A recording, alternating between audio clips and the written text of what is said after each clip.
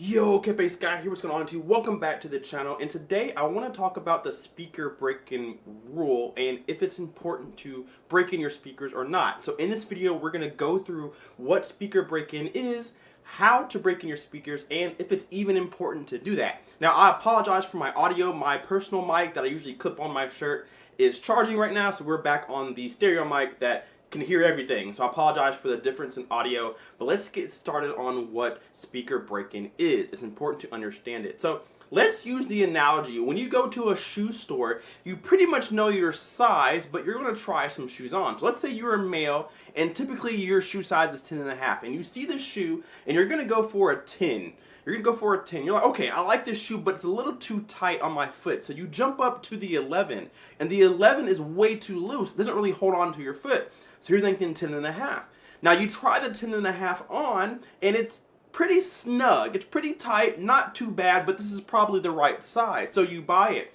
Now it's time to break in that shoe. And how do you break in a shoe? Well, you wear it. Over time, it starts to loosen up. So as you walk around in it, you run around, that once tight shoe around your foot starts to loosen up a little bit, and now it fits just right, perfectly for your foot. Same concept with speakers.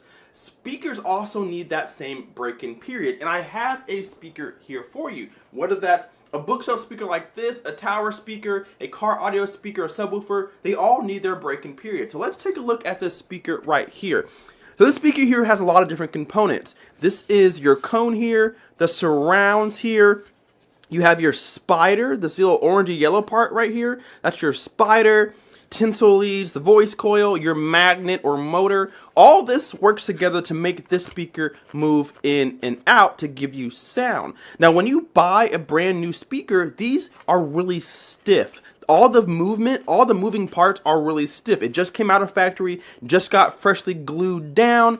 It's a very stiff movement. So when you're playing music, you may be thinking, oh, my bass and mid-range is not good. But as you break in the speaker, your mid-range or your bass starts to improve. It starts to improve in sound quality and in volume level. So all these components out of the factory are really, really stiff. So how do we break a speaker like this in? Well, what we want to do is play moderately loud music or movies if you're for home theater, and you want to get this cone moving a little bit. You want a little bit of travel. You don't want to turn it up too much, because if you turn it too loud, the speaker's not yet prepared for that volume level. It doesn't have the cone movement or travel just yet to do what you want it to do. So it's good to break in your speakers. So how do you break in your speakers? Again, you have a break-in period of about 24 hours or so for most people.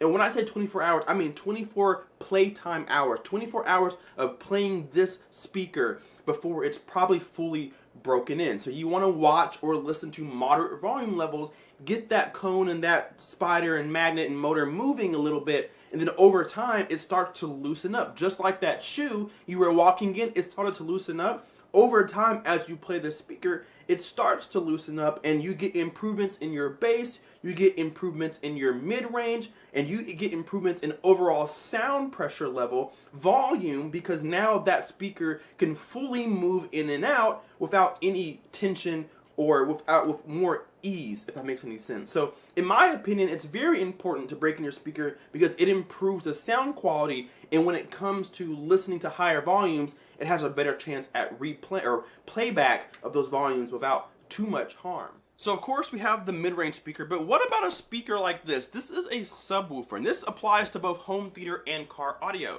Me personally, I think it's arguably more important to break in your subwoofers than it is your mid-range speakers or your home theater speakers, because there's a lot going on. Same moving parts, the cone, the surrounds, the spider, tinsel leads, the motor, same construction, but this is typically a lot more stiffer. This handles all of the bass, anything from 20 hertz up to 120, 150 hertz, depending on if you're home audio or car audio.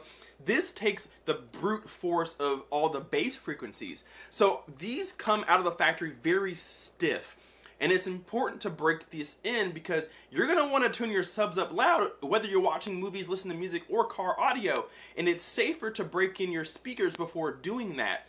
Now, it's not just about volume level. Like we said in the last clip, whenever you break in your speakers, you get an increase in sound quality too. So if you buy a brand new speaker and you're listening to it and you're like, you know, this doesn't sound very good. The mid bass is lacking. It's not as smooth or buttery. I'm not getting very much low bass. I don't like this. Well, if you go through your break-in period, a lot of that bass will come. A lot of that mid-range will come. It will overall sound better after the break-in period of about 24 playback hours or so. So you want to break in your speakers not only to protect them during high volumes, but to give them their best chance at sounding their best. So a speaker like this really needs a lot of time to break in that spider and that cone and really get moving, so that when it does come time for that high octane movie or that super loud bass note, it has the proper cone travel. So if you haven't can tell already, I highly believe in breaking in your speakers, whether it's subs like this, or it's home theater speakers, or it's car speakers like this. It does not matter. They need the break-in period to burn away some of that excess glue, loosen up the spider, get the surrounds moving, and really get used to the type of music and movie watching you're going to do. So if you haven't broken your speakers before you turn them up, you're risking yourself blowing your speakers because they're not yet ready for that sound level. And if you don't give your speakers time to break in when you buy them, you may not like them initially, but they probably get better over time. So you could save yourself some money or save yourself the research if you give your speakers proper time to blossom into maybe what you thought they were going to be. So again, shoes on your feet may be tight, but we walk and run in them and they start to feel perfect. Same concept with speakers. You walk with them and before they run, right? And then when you're ready to turn it up, they're already prepared. They've got the movement. They know what to expect. You know what to expect. And that's why it's important to break in your speakers. So what I want you to do down below in the comment section is tell me, is it important to break in your speakers? Yes or no, and why? Please let me know down below, because this conversation is awesome. There's so many mixed opinions. Tell me why down below in the comment section.